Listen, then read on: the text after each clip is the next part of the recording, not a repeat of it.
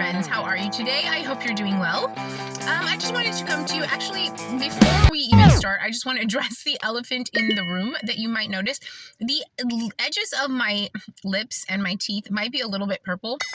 I was just eating blueberries, my tongue. Oh, so if I can't help this. I could wait until later, but then I might not be able to get the lighting and everything.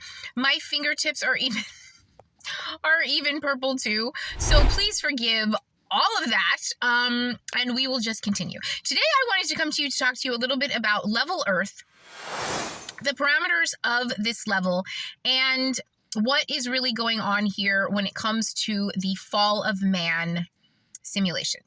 And so we'll first talk about the Earth and what the human experience is meant to be about on Earth. From what we can tell by what we actually do experience here on Earth, it is about balance.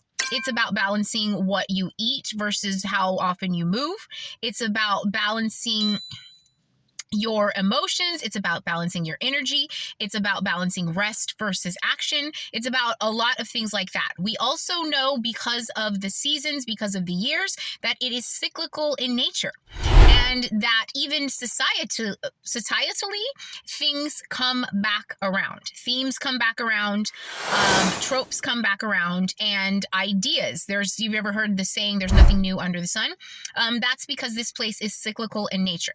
And we also know, thanks to the days, that it is also about dark and light, because we have the sun, which illuminates the daytime, and the moon, which illuminates the night. Without it, it would be dark. So this place is about dark and light.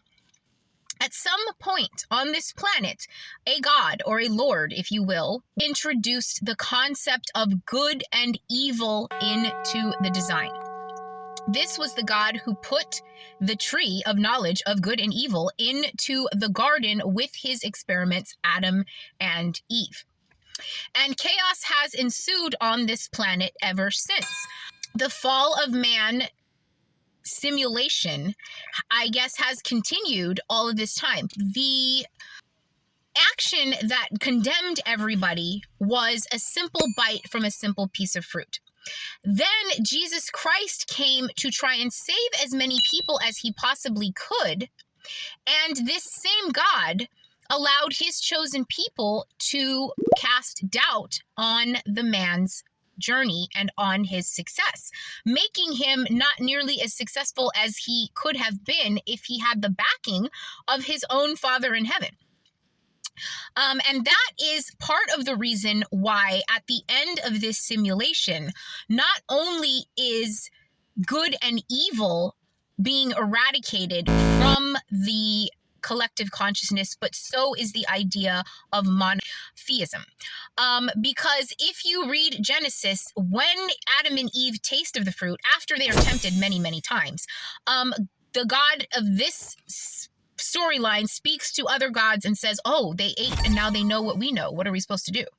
And they were probably like, well, you shouldn't have put the death tree in the garden.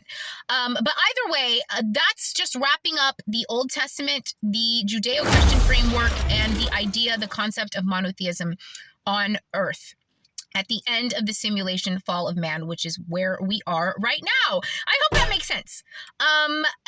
There you go. That's my is that anthropology? What's it called? Anyway, my anthropological studies for today. Okay, there we go. Level Earth friends, welcome to the human experience. Love you. Bye.